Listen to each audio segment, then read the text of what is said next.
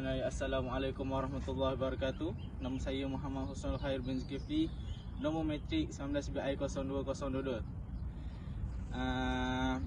Jadinya anda semua mesti ternanti-nantikan tentang tajuk yang ingin kami bentangkan.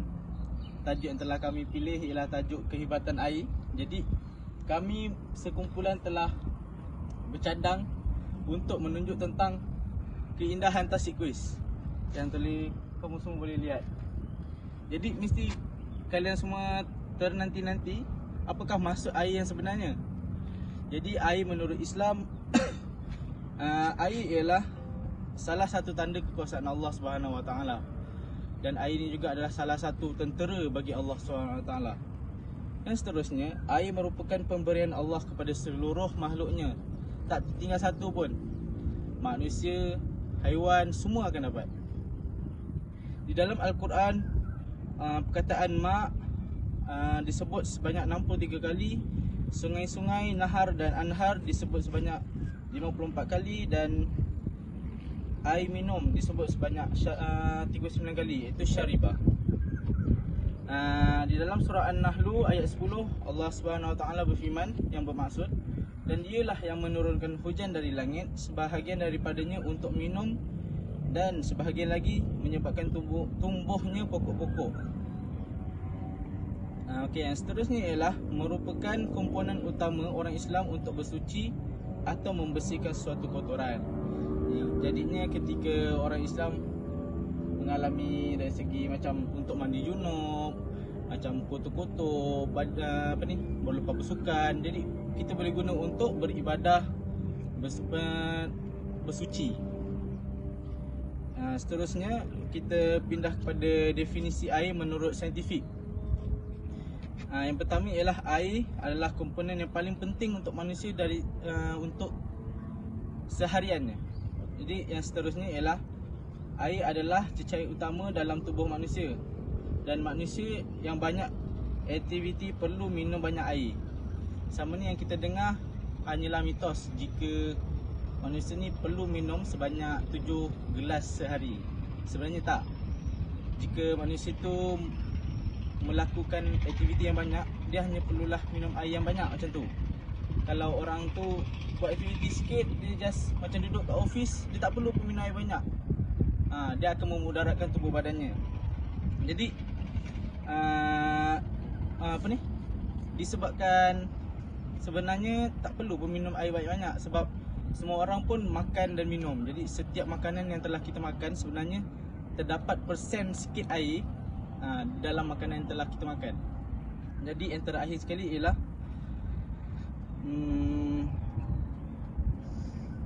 semua orang perlu untuk minum air dengan yang secukupnya. Dan air ni amatlah penting untuk makhluk seperti manusia dan juga haiwan. Itu saja daripada saya. Assalamualaikum, nama saya Iskandar Ikhwan bin Muhammad Nordin, nombor metrik 19BI0202.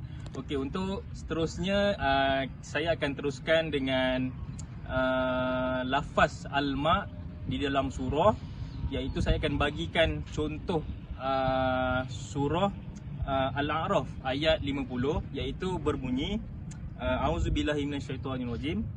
Wa nada ashabun nari ashabal jannah an afidu alaina minal ma' au mimma razaqakumullah qalu innallaha harramahuma 'alal kafirin. Okey, yang bermaksud dan Tuhan menerangkan pula kehinaan ahli neraka dengan firman-Nya. Ahli neraka menyeru ahli syurga dengan berkata, limpahkanlah kepada kami sedikit dari air atau dari rezeki makanan yang telah dikurniakan Allah kepada kamu. Mereka ahli syurga menjawab, sesungguhnya Allah telah haramkan kedua-duanya atas orang kafir.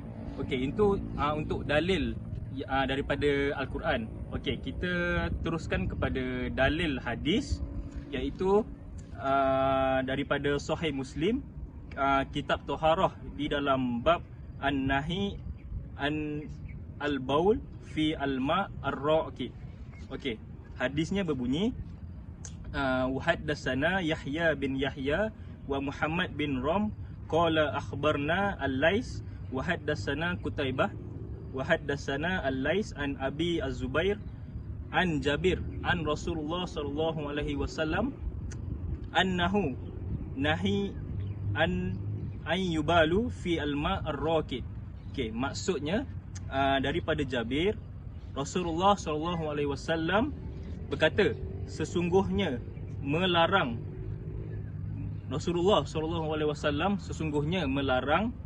membuang air kecil di dalam air yang bertakung. Okey, sekian sahaja daripada saya. Kita teruskan pada kawan saya. Bismillahirrahmanirrahim. Assalamualaikum warahmatullahi taala wabarakatuh. InsyaAllah, sebelum apa-apa, saya memperkenalkan diri saya dahulu. Nama saya Muhammad Zaki bin Muhammad Safari, bernombor matrik 19BI 02034. InsyaAllah, anda semua telah mendengar apa yang kawan saya bentangkan tadi. Macam mana? Hebat kan ayat ini? Okey, sebelum kita pergi lebih lanjut, saya akan menerangkan beberapa fakta ataupun dalil ataupun sabda Nabi Muhammad SAW telah mendahului fakta-fakta sains. Yang pertama, kita pergi kepada air Zam-Zam. Seperti sabda Nabi Muhammad SAW daripada Abdullah bin Abbas radhiyallahu anhu, bahawa Nabi Muhammad SAW pernah bersabda, maksudnya, sebagai air yang terdapat di atas muka bumi ini adalah air Zam-Zam dan penawar bagi segala-gala penyakit.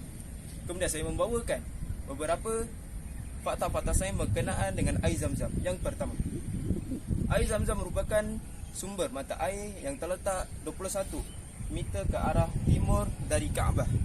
Yang kedua, sumber air Zam-Zam sangat melimpah hingga ke Jazirah Arab. Dan yang terakhir adalah air Zam-Zam kaya dengan unsur-unsur dan komposisi kimia bermanfaat hingga mencapai 200 megaohm. Dapat dilihat air ini lebih baik berbanding air yang terdapat di atas muka bumi. Macam mana? Hebatkan air Zam-Zam.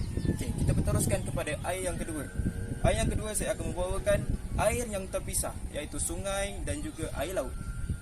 Pertama sekali saya membawakan dalil ataupun firman Allah SWT dalam surah Al-Fatih ayat 12 yang bermaksud, dan tidak sama di antara dua lautan, yang ini tawar, segar, sedap diminum, dan yang lain asin lagi pun pahit. Dan dari masing-masing lautan itu kamu dapat memakan daging yang segar, dan kamu dapat mengeluarkan perhiasan yang kamu pakai. Dan di sana kamu melihat kapal-kapal berlayar membelah laut agar kami dapat mencari kurniaannya dan agar kamu bersyukur. Surah Al-Fatir ayat 12. Kemudian saya membawakan fakta sains, iaitu yang pertama, penemuan sains telah membuktikan bahawa salah satu sifat lautan adalah saling bertemu, akan tetapi tidak bercampur di antara satu sama lain. Apabila dua lautan bertemu, akan wujud pemisah di antara dua lautan tersebut. Dan artikel ini dibawakan daripada Muhammad Arif pada tahun 2007. Kemudian poin yang kedua, hal ini demikian disebabkan oleh daya fizikal yang dipanggil tekanan permukaan di antara di mana hal ini terjadi akibat daripada perbezaan ketepatan antara kedua-duanya.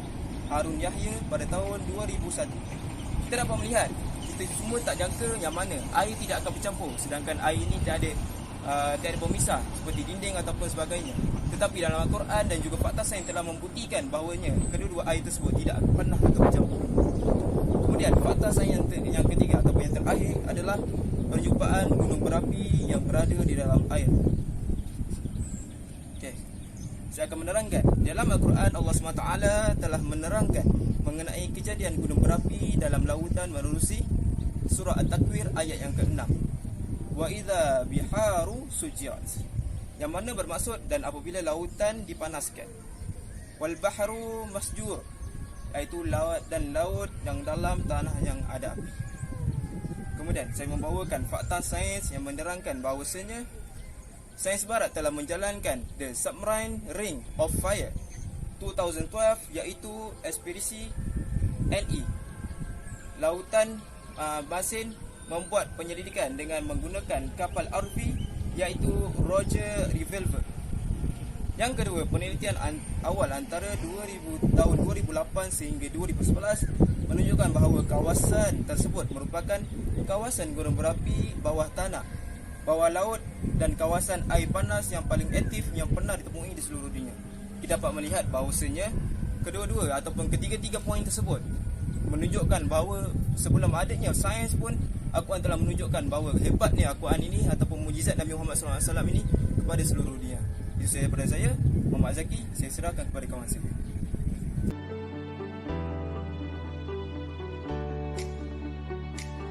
Bismillahirrahmanirrahim. Assalamualaikum warahmatullahi wabarakatuh. InsyaAllah hari ini grup kami akan membentangkan sebuah video berkenaan kelebihan air Zam-Zam. Kami berharap dengan video pembentangan ini akan memberikan manfaat kepada kita semua untuk hari yang akan datang. Sama-sama kita saksikan. Nombor 1, air Zam-Zam ini dapat mengubati segala penyakit. Tanpa kita sedari, yang mana air Zam-Zam ini amat berguna untuk tubuh badan manusia, yang mana dapat memulihkan segala penyakit ataupun masalah yang terdapat dalam diri kita. Seperti sabda Rasulullah SAW diriwayatkan daripada Abdullah bin Abbas radhiyallahu anhu bahawasanya Nabi Muhammad SAW bersabda, khairu ma'in ala wajhil ardi ma'u Zamzam, yang bermaksud sebaik-baik air yang terdapat di atas muka bumi ini adalah air Zam-Zam, dan ia juga mampu merawat segala penyakit yang ada pada tubuh badan manusia. Yang kedua, kulit menjadi lebih baik. Air Zam-Zam dipercayai dapat mengubati atau menjaga kulit dengan baik, kerana dengan meminum air Zam-Zam, kondisi peredaran dalaman kita lebih terjaga, maka secara tidak langsung dapat memberikan manfaat yang baik buat kulit. Dikatakan seperti itu adalah tubuh badan manusia ini amat bergantung kepada air. Jika kita mengamalkan meminum air Zam-Zam, maka tubuh badan kita akan menjadi lebih baik dan lebih cergas. Nombor 3, menguatkan tulang dan gigi. Kandungan kalsium yang terdapat di dalam air Zam-Zam sangat baik untuk gigi dan tulang. Kemudian terlebih lagi kepada anda yang mengalami masalah tulang dan gigi, sangat baik untuk mengamalkan rutin minuman air Zam-Zam dalam seharian. Terakhir, nombor 4, baik bagi metabolisme tubuh badan. Air merupakan ketubuhan bagi badan. Fungsi utama air adalah membantu melancarkan metabolisme tubuh badan. Air Zam-Zam yang tidak mengandungi bahan kimia sudah tentunya lebih baik daripada air biasa atau air mineral yang kita minum pada setiap hari. Itu sahaja video berkenaan kelebihan air Zam-Zam. Kami berharap dengan video yang telah kami sediakan ini dapat memberikan manfaat kepada kita semua agar lebih mengamalkan meminum air Zam-Zam, insya-Allah. Baik dan buruk itu datang daripada saya. Sekian, wabillahi taufiq wa hidayah. Assalamualaikum warahmatullahi wabarakatuh. Okey semua. Video seterusnya kami bawakan contoh, iaitu video air laut yang tidak bercantum. Okey, mari kita semua saksikan sama-sama.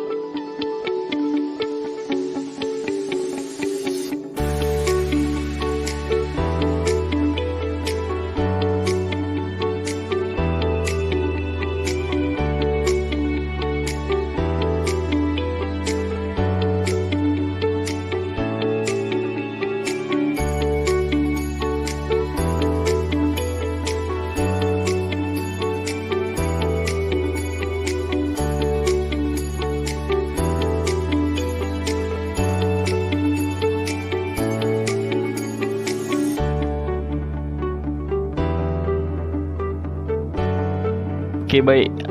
Kemudian video contoh terakhir yang akan kami bawakan iaitu berkenaan dengan saintis menemukan gunung berapi di dalam air, yang mana api gunung berapi yang berada di dalam air itu tidak terpadam.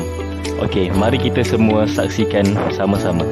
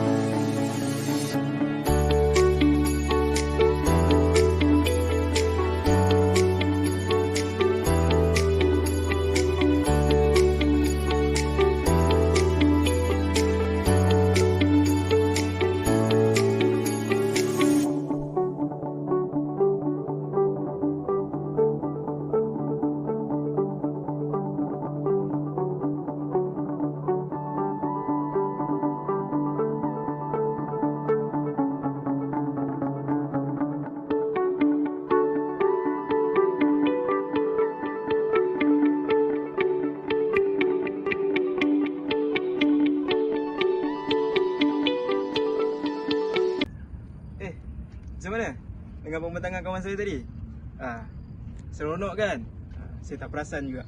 Okey, sebagai penutup, saya akan membuktikan bahawasanya kita dapat melihat Al-Quran lebih detail ataupun lebih mendahului fakta-fakta sains, yang mana kita dapat melihat yang fakta-fakta yang telah kawan saya bawakan tadi.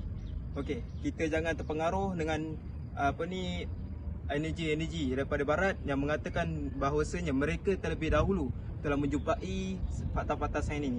Tetapi kita dapat melihat dalam Al-Quran yang telah menurunkan pada zaman Nabi Muhammad SAW. Pesanan terakhir pada saya, janganlah kita cepat terpengaruh dengan ideologi barat, yang mana kita berpegang teguhlah pada Al-Quran dan Sunnah, kerana itu adalah pesanan Nabi Muhammad SAW yang telah mewariskan kepada saya, telah mewariskan kepada umat Islam, yang mana jika anda ingin selamat di dunia di akhirat, berpegang teguhlah pada Al-Quran dan Sunnah. Itu saja pada kumpulan kami. Sekian, terima kasih. Assalamualaikum warahmatullahi taala wabarakatuh.